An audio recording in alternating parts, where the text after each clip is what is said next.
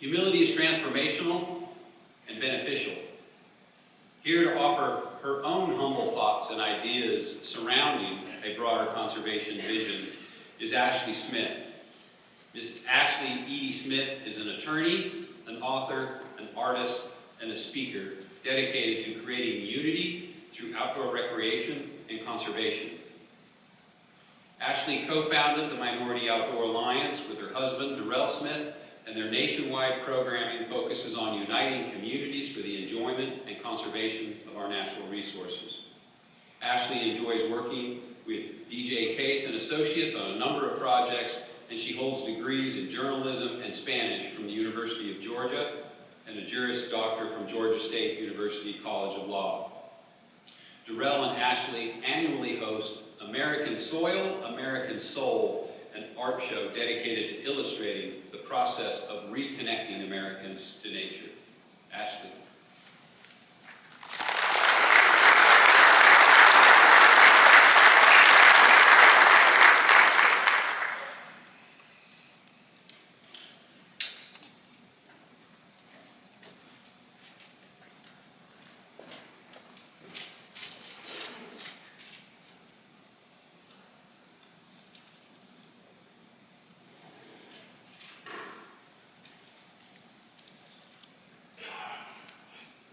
Certainty in times of uncertainty. My colleague Tovar began with a question, and I have a question for this room today too.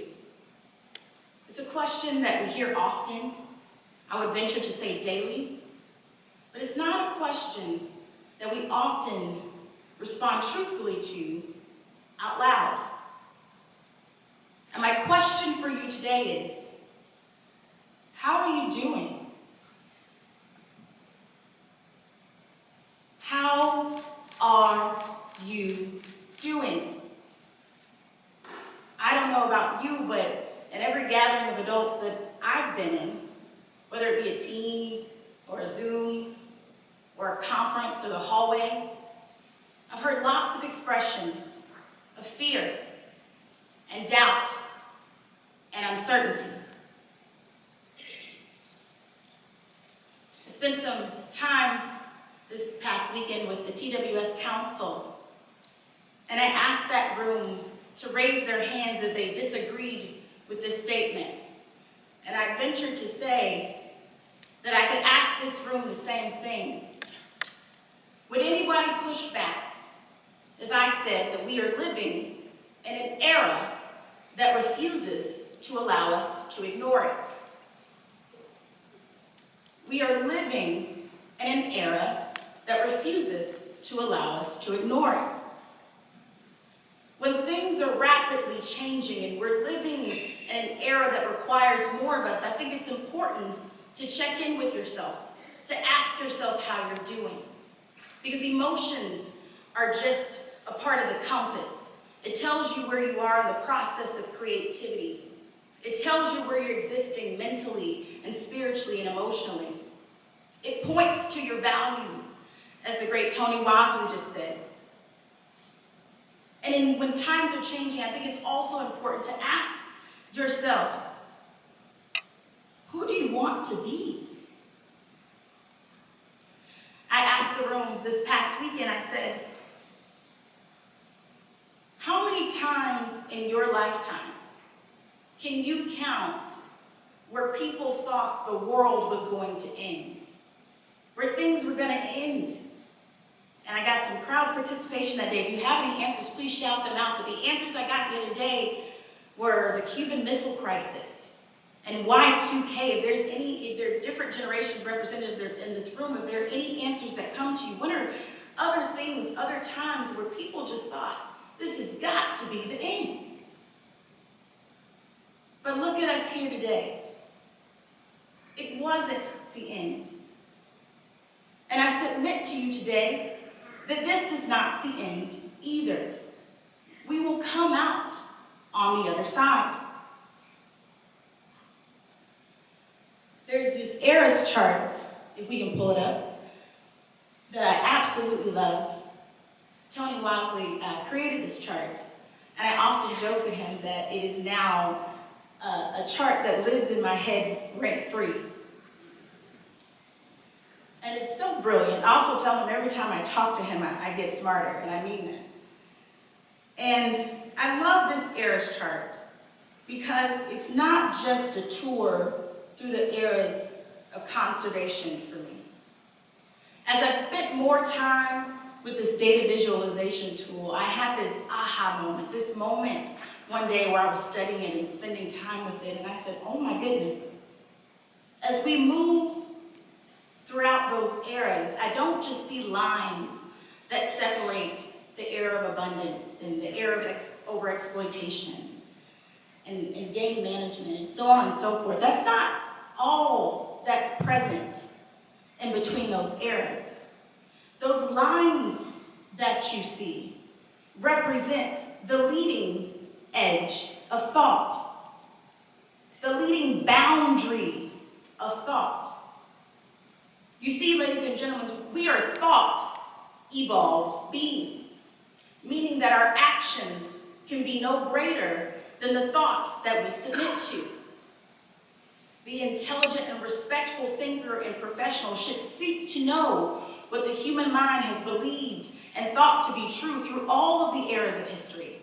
That's why we shouldn't seek to erase it, because those who come before us have said, this didn't work, but this does. And as I look through these halls of conservation, I can hear those that came before us, echoing that wisdom for us to hear. I can hear them saying, work together. I can hear them saying, this land is your land. This land is my land.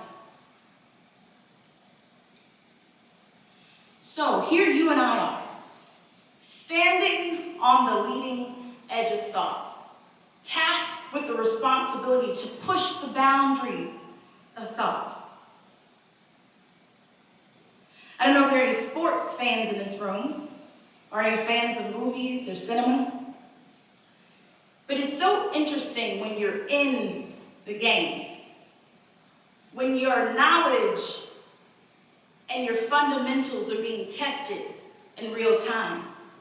And those who are in the skybox or on the sideline or in the crowd or whether you're watching on television, it's so easy to say, throw the ball right there, he's open. He's right there. She's right there. It's so easy to be watching a movie.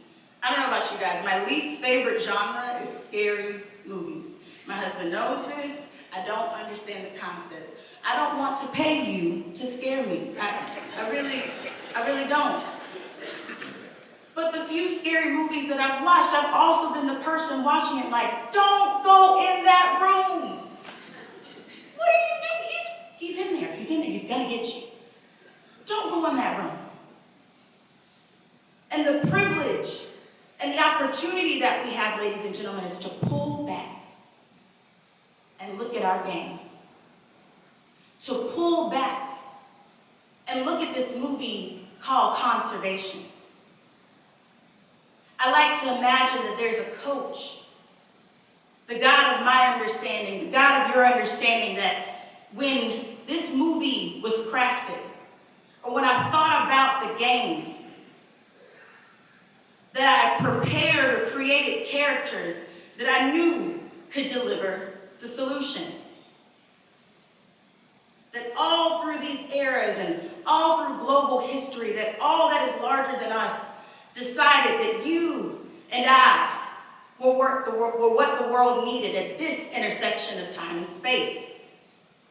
I can imagine a good coach would say, man, I'm going to give the ball to Darrell in the fourth quarter because I know if he gets the rock, he's going to take the shot and he's going to make it. That I can trust the Tony Wadleys of the world with this moment. And ladies and gentlemen, that's exactly what is upon us. For some reason, it's you and me. We're in the game, we have the ball, and what I don't want for us is for people to watch our movie and say, why didn't they just do it? answer was right in front of them. Because if we survey the Nature of American Study, if we survey the AFWA Relevancy Roadmap, if we survey America's wildlife values, if we look all the way back to 1930 and the American Game Policy there, all roads are pointing in the same direction. There's a clear through line. There's a clear theme. We've got to work together. The American Game Policy starts with questions. And if you really study errors, what you can't see is the people behind these errors that were scared, that were doubtful, that were uncertain, but they still stepped out. And this question mark, ladies and gentlemen, belongs to us. So as we look at the fundamentals and the foundational principles today, my ask of you as professionals, as individuals, as people that love this land, our land, is that we braid and build and bake unified action into all that we do. Tell me what collaborative conservation sounds like, because I've never heard it. What happens if you and I speak the same message together? If there are any music fans in this room, there's something about a crazy soloist, but there's something even more powerful about a united choir. That you, my sopranos, can sing over here, and my altos can sing over here, but we can still come together as one unified voice. That's what we need. When the spotlight turns to us, the world needs to hear our united, collaborative choir. Every night, my husband and I, we have 2 children, August and Avery. Our daughter's 5, and our son is 4. And we have this process at night, our bedtime routine, where we talk to them about what they're grateful for, and we pray, and we do our thing. And one night, my 5, she was actually 4 at the time, our daughter, when it was her turn to speak, she said, "I am so grateful to be on the earth with all of you at the same time."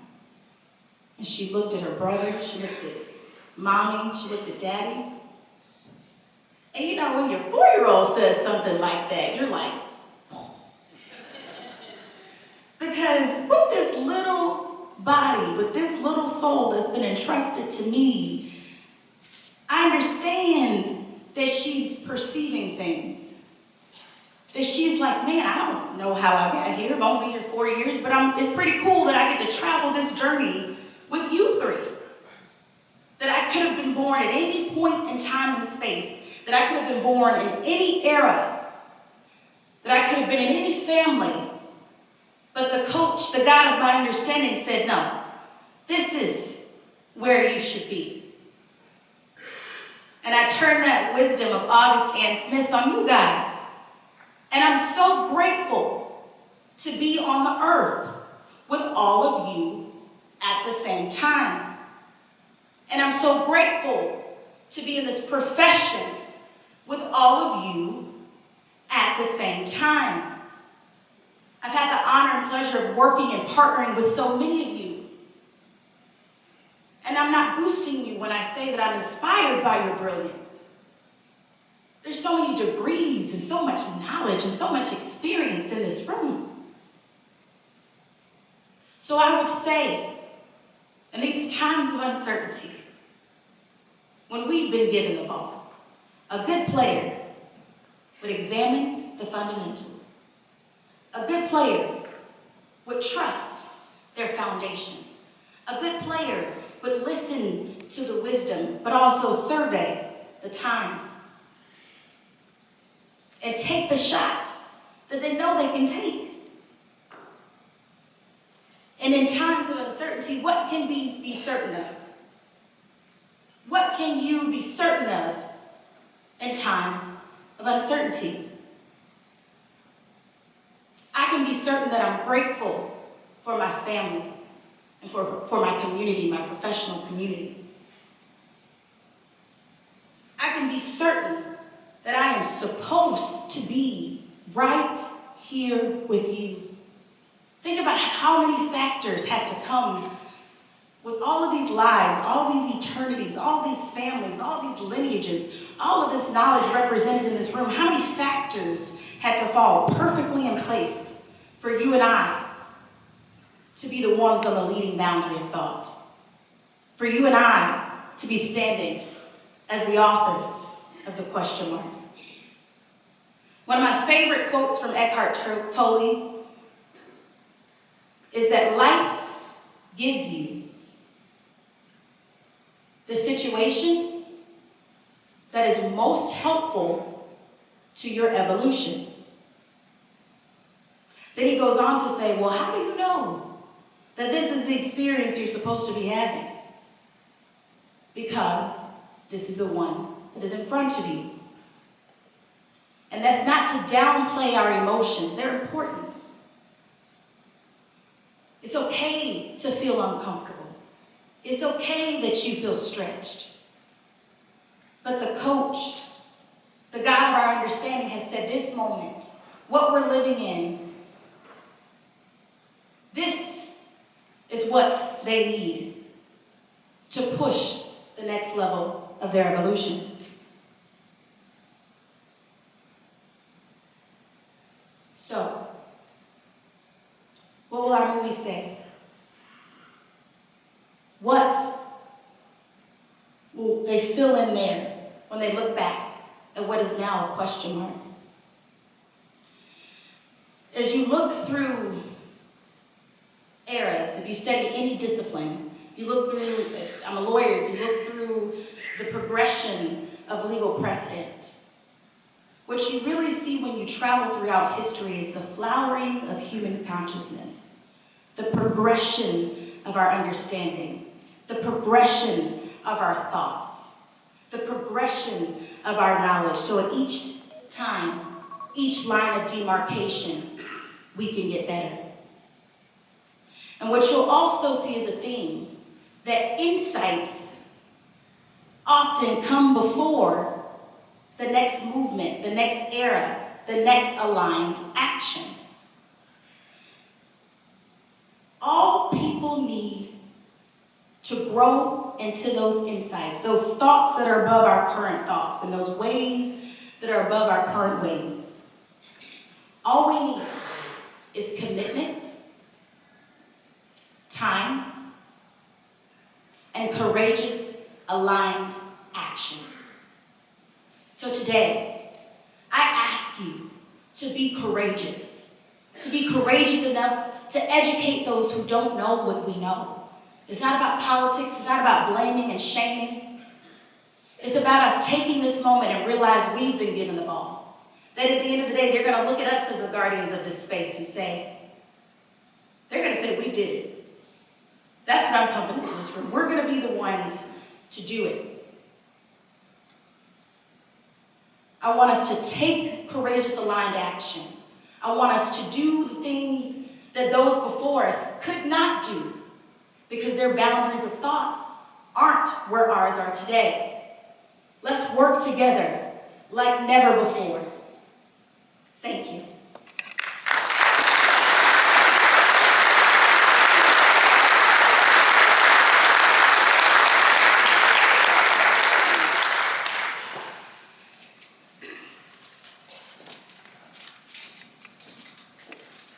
Thank you, Ashley.